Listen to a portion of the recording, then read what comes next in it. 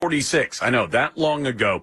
And the first time that a head of state from Syria has visited the White House, it's the first time since 1946, since Syria became independent from France. So it's been a long, long time. But there's something about that leader from Syria, the brand new Syrian president, Ahmad al-Sharaa, is a former member of al-Qaeda, which has raised a few eyebrows. So I thought we'd talk about it with Lora Karch, who is a senior contributor at Young Voices. Lora, welcome back to the program.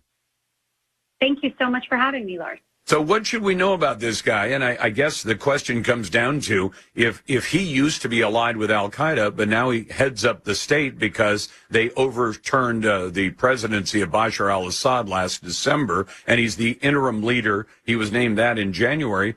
Is this a guy that we should say, well, he was once a revolutionary and now he's becoming a bureaucrat, or should we be concerned about having a former al-Qaeda coming to visit Donald Trump at the White House? Well, as you said, there are some huge risks and implications for engaging with this guy, right? I mean, he ran during the Syrian civil war a town called Idlib, and it was all under Sharia law. So there is a credibility risk for the U.S. right now in essentially partnering with a quote-unquote reformed extremist. So it should be interesting. I think the world is just watching and waiting to see if this guy is really what he says he is and wants to reform the country.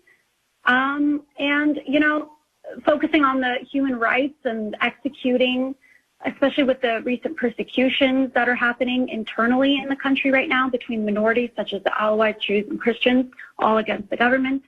So it's really just a waiting game at this point. So how has al-Sharaa treated Christians in that country? Because for the longest time, there's been a real war on Christians in Syria, hasn't there? Correct, yes. There's huge sectarian violence, actually, and in my opinion, a brewing civil war going on right now, which, you know, began as a natural consequence of the ousting of the previous administration, the Assad administration, and given the vacuum that was created, it began, I believe, in March 2025, where the Alawites were persecuted, and then there was the infamous Suwaida conflict between the government forces and the Druze as well. This is where Israel got involved and bombed Damascus as a warning, actually. And, you know, since then, there's been some fighting between the Kurds, SDF, YPG, and the government forces. This past October in Aleppo, you know, there has been a truce since then ongoing, but I believe that tensions are still brewing. So. Well, I'm talking to Lora Karch, who's a senior contributor at Young Voices, I guess from a distance, because if I pretended to understand all the conflicts that are going on in Syria, I'd be a liar. But if I see Trump do something like this and he says, okay, we'll bring the guy in, and then he understands I may be welcomed into places like the White House, but if I go back to Syria and I do things that are going to put the United States in a bad light because of that, then the U.S. is just as capable of cutting ties with the guy, aren't we? Correct. Yes, I would agree with that. So does that suggest that this is a good strategy of Trump? Because it's certainly bold. I mean, Syria hasn't had a head of state come to the White House in its entire existence. Oh, most definitely. It's definitely a bold move. I believe it's a loud one. And in my opinion, it's very irresponsible because, again, there's a huge human rights cost right now going on internally in Syria, and there's a bunch of volatility. So I think cozying up too quickly to this new leader would ignite the sectarian backlash even more. And quite frankly, it's undermining our moral standing as the United States and, you know, leader of the world. Okay, so why did Trump do it? Do you have any insights on that? I believe from a realistic perspective, if the U.S. is able to have a relationship with the new Syrian leader, we can, you know, essentially get whatever we want done in the region, including our new base that we're building. As you know, the U.S. base number went from 8 total bases now down to 1 in Syria.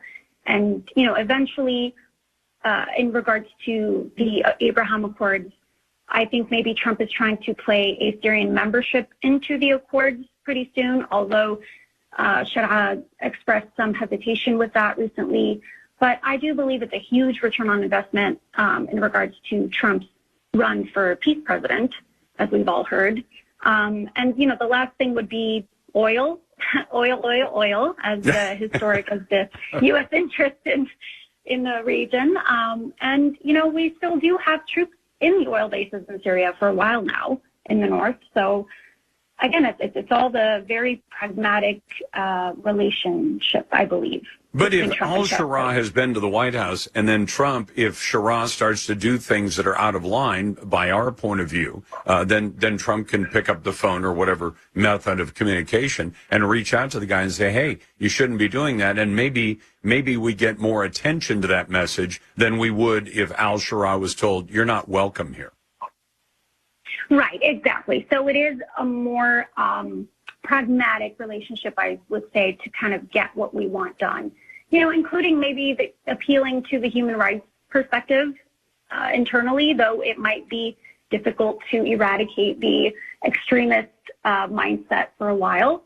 But, I guess engagement is better than none, and I would call for a cautious re-engagement with especially this new leader. Well, because, Laura, one of my big disappointments when Trump left office at the end of his first term and Biden came in, and we can discuss the election another day because I don't think that went right. But one of the huge disappointments for me was we had 3 deals done under the Abraham Accords, and there were at least 4 more that were in the offing that might have actually come about. And instead, the Biden administration just basically ignored it, and the media didn't decide to question Biden if there were all these deals that could have been done to bring about some more stability in that region, which has been a problematic region going back to President Jefferson, for God's sake, that why didn't you pursue those? But the media didn't want to question the Biden administration and say, well, why aren't you doing these deals? Trump had most of this stuff underway, and you could sew these deals up. And I think it's because Biden or whoever was actually running the auto pen